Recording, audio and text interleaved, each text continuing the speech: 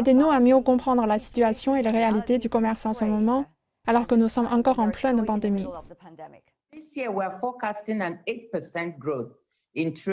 Cette année, nous prévoyons une croissance de 8% du commerce et de 4% en 2022.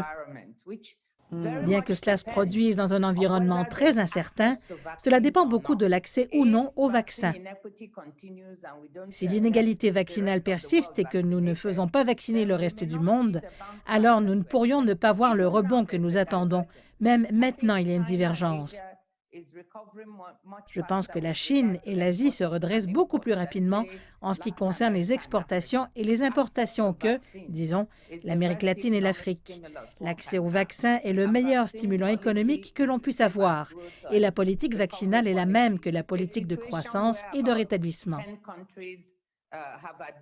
C'est une situation où une dizaine de pays ont administré de 70 à 80% des doses de vaccins que nous avons dans le monde, où les pays à faible revenu n'ont vu que 0,2% des vaccins.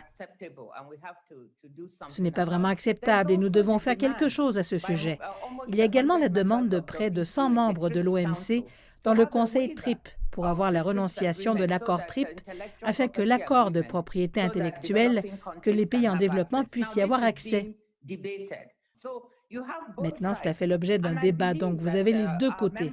Je crois que nos membres, en discutant entre eux, parviendront à un accord acceptable entre les deux parties qui nous permettrait de résoudre cette solution d'équité d'accès tout en protégeant la recherche et le développement. Qu'en est-il du leadership des femmes? Nous voyons de plus en plus de femmes comme vous, par exemple, arriver sur la scène mondiale. Les choses bougent, mais nous avons un long chemin à parcourir. Permettez-moi de vous dire, le jour où nous dirons que le leadership des femmes est arrivé, ce sera le jour où l'on ne trouvera plus que c'est spécial, qu'une femme est dans une organisation internationale et qu'un Africain dirige. Le jour où nous ne considérerons plus cela comme un grand moment, cela nous fera dire que les femmes sont vraiment arrivées.